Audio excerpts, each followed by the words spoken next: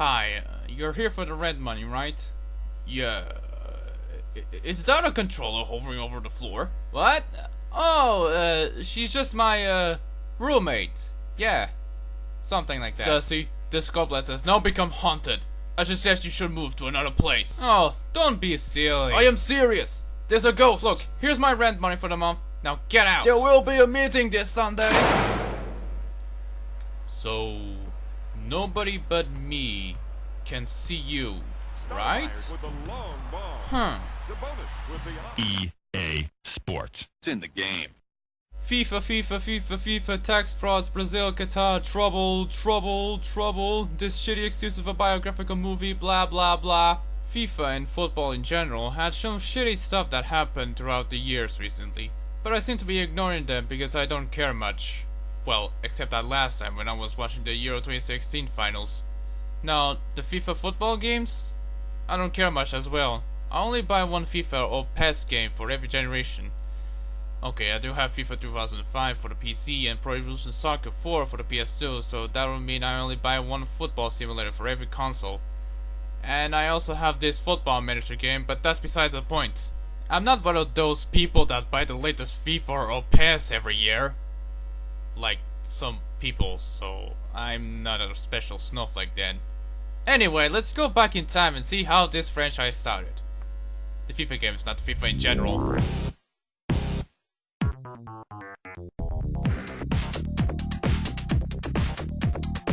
FIFA International Soccer, made by Extended Play, now merged with EA Canada, was released in 1993 for the Mega Drive, Super Nintendo, 3DO, Amiga, Game Boy, Game Gear, Master System, and MS-DOS! Jeez! A year later, FIFA 95 was only released for the Mega Drive, apparently. Speaking of the Mega Drive, I'll be reviewing this version of Fizz. Before I dive into the game, let me talk about these cartridges EA used to make. Instead of the regular standard cartridge that almost every licensed game is contained, EA decided to make their own to feel unique. You know, like in the Atari days. They're taller and thinner than the regular ones, and apparently they also have this thing. My nephew once said that it's some sort of a removable memory thingy, like a memory card. Well, no, you can't remove it, and most likely it doesn't have anything in it. It's just there to look cool. You start up the game and you're greeted by this menu, where you have a choice of 4 languages. No Portuguese though. Hey, at least it isn't locked to a single language. España cuenta con un muy fuerte ataque en el último tercio del campo. Normalmente usa un sistema libero con una defensa hombre a hombre. México tiene un controlado juego de elaboración de los que... Hey, what the fuck? When Mexico sends its people, they're not sending their best. They're not sending you. You have the usual stuff like exhibition, league, where you have to get more points than the others by winning matches, playoffs, which is, well, the playoffs, and tournament, which is a combination of the two. Unlike almost all the FIFA games, this only has national teams. No country club teams like Barcelona or Manchester, just good old World Cup. And since this year's Euro Cup happened, I decided to do an exhibition match between France and Portugal. And if you're expecting me to commentate the match, go watch KSI instead. And apparently this is one of the FIFA games that you can play a full 90-minute game. Nah, that's too overkill. Let's do 10-minute halves. It's gonna be a full-on arcade experience, unlike what I witnessed in the disappointment that was the Celtics versus the Trailblazers. After looking at the stats of the team, it's time for heads or tails, where the winner gets to either choose a side or do a kickoff first. And France wins and chooses to kick off. So the game is in an isometric... okay, I didn't even finish my sentence, and they already got a goal.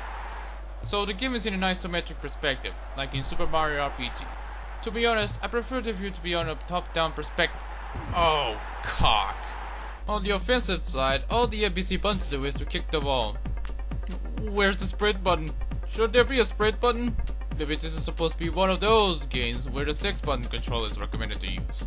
But I only have the original controller, and those controls are kinda rare to find in Europe, so I'm screwed. On the defensive side, you can try stealing the opponent's ball or sliding to him, which may cause a foul, but I turned them off, so I'm safe. So you know how football works. Or soccer if you're American. You have the ball, you must get the ball to your opponent's goalie without having the other team stealing your ball.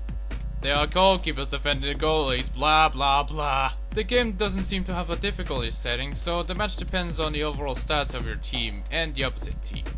Which is why I can't get a goal. Like, holy shit, 6 versus 7, man. How did my team win the Euro Cup with stats like this? Maybe it's because of Ronaldo. Nope, Eder did a goal. The magic of a rookie. Oh, fuck. Back to the non-inclusion of a sprint button. I keep getting the ball stolen, and since all the face buttons are just ball kicking buttons, I wish they could have added a sprint button for 3 button controllers. This would have made sense if I reviewed in 93. Also, there's no practice mode, so you had to wait until FIFA 90X for it. And I think that's pretty much it, gameplay wise. Yeah, it's a simple ass game that somehow got popular enough to become an annual release franchise. The graphics... Oh, really? The graphics are great for a Mega Drive game. Each team has a different color, and they have alternate colors if the opponent has the same color so it won't confuse the players. The sound is great too. You have digitized audience cheers and chants, which, I'm gonna be honest, it sounded better on this TV than using headphones. The music only plays on the menus, like most EA sports games. They're okay. So many PCM samples in this cartridge, it almost sounds like a low quality genre MIDI soundtrack. Oh, thank God for halftime. Oh, come the fuck on! 8-0? Fuck it, I give up. White flag. The tables have just turned to an insane degree. I quit. Why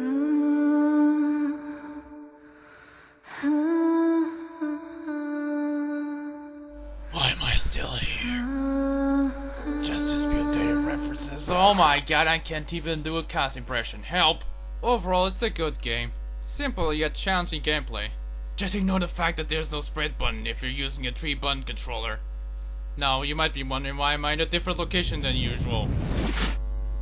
Name? Sassy Patty. I'm being serious here. Oh, just your first name. Pedro. Okay, Pedro. Tell me, what happened? Well, it all started in mid-July. Wait. She stole something, and she's gone. While you're grabbing a can of soda. That's what I said 5 seconds ago. Stop bullshitting me. I'm being serious. Like, one time I was about to buy another copy of the game she stole and she coincidentally ran into me. My ribs hurt a lot, but no one believes me. They think I'm just acting like I'm doing a prank with wires. Am I going insane? Or am I the only one that can see her? Calm down. I'm not sure. If she's real and no one but you can see her, here's a suggestion. Try covering her in cloth or in paint and take a photo as evidence. If not, well, it's off to the mental asylum. Take your time, you have some time left. And time's up. Well, that's our day between us, so that'll cost you 20 bucks. Huh, you're so nice after all. Oh my God!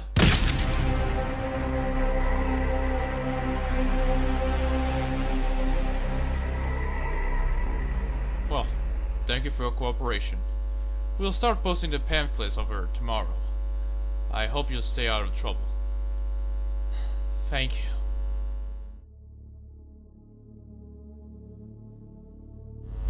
Oh, for the love of... Why are you here? Answer me! Written or in sign language, I don't care. Why did you murder the therapist? So that you couldn't leave a trace? Well, I thought I was the idiot, but it seems like I passed the baton to you without knowing because you've exposed yourself covered in blood while there's a security camera filming the damn talk. Well, it seems like your time is up, assuming you might have been seen to everyone like that. Have anything to say, Miss Sherry Doppelganger? Oh,